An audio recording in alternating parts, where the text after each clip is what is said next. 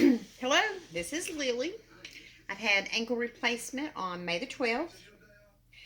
This is day 12. The last 2 weeks will be Thursday. I just wanted to comment a little bit about what I've been through in the last almost couple of weeks. I know I talked a little bit on day 5. I was having pain, numbness, tingling, a little bit of ankle, not ankle, but knee issues. But as the days went on, I continue to get around with my scooter, the wheelchair, try to use crutches, and it's hard for me to use crutches. I just don't have the stability to use crutches. So my husband actually rigged me up this wheelchair. So you got to keep your foot elevated for 2 weeks. I go back on Thursday, and they're going to take his, I call it a cast because it's really heavy, off, and I guess they'll let me know then about no weight bearing.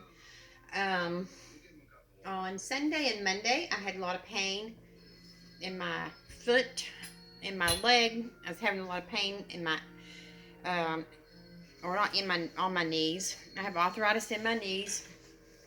So the scooter, I think, it just wore my knees down. Um, so if you have bad knees, ankle replacement, it's a little bit tough on getting around on the scooter. So that's the reason I rigged this wheelchair up just to go outside and sometimes just to hang out in the house without laying on the couch. I'm not a couch person. I'm more of an outdoors person. But like I said, my husband rigged this up, and it's worked pretty good. But it is day 12 of my ankle replacement. I've not talked to a lot of people that's had ankle replacement, so I've not really had anybody to say, "Hey, this is what's going on day 5, 6, 7, 8, 9, or 10." But I do know on day 9, maybe 9, 10, I was in a lot of pain. I'm just like, I wish I'd never had this done. That's how much pain I was in.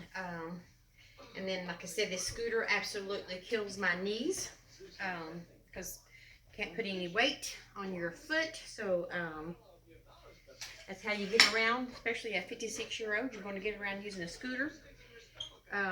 So here is my scooter. I get on this scooter and I can go about anywhere I want in the house. I can get up and down from the couch. I can take a shower on my own. As far as all that type of stuff.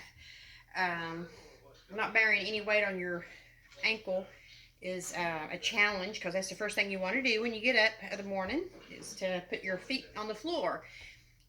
It's been really tough at night to sleep.